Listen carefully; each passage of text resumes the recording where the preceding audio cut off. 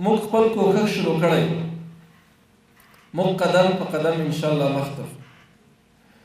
موږ کوښښ کوو چې خپلو هیوادوالو ته ډاډمنه او پاکه برېښنا ورسوو.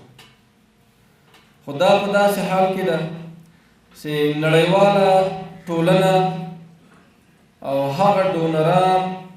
چې مخکې د دې شعار تر لاندې چې ځینې برخې چې هغه ولس ورته اړتیا لري،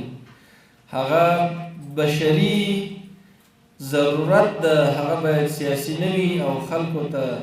بدون کوم تبعیض څخه ورسول سي چې اسلامي امارت له فتح څخه مخکې د دې موضوعاتو یو ښه شاهد، یو ښه لوبغاړی چې د اسلامي امارت په ساحو کې که د صحت برخه وه، که د اقتصادي پروژو برخه وه، که د برېښنا برخه وه، په دغه برخه کې که داخلي افغانانو کار کاوه که خارجیانو کار کاوه، د اسلامي امارت له لوري څخه ورته مسؤلیت ورکړل شوی. خو متاسفانه کله چې یو اسلامي نظام رامنځته کېږي، اسلامي امارت په ټول هیواد باندې حاکمیږي، هغه شعار چې هغه مخکې نړیوالې ټولنې ورکاوه هغه صرف د دوی د ژبې په سر پاته سو او په حقیقت کې دوی ناکام شول په خپل شعار کې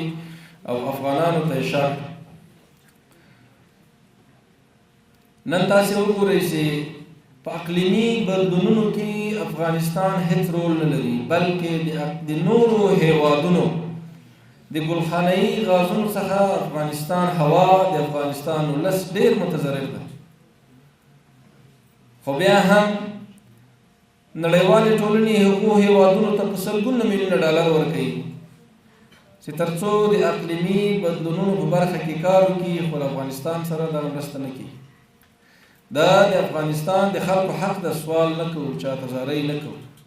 افغانستان د نړۍ په جغرافیې کې داسې یو ستراتیژیک موقعیت لري، داسې یو هیواد ده چې د نړۍ په ګوټ ګوټ کې د ټولو هیوادونو ملتونه، د ټولو هیوادونو دولتونو سره اشنایي او بلدتیا لري.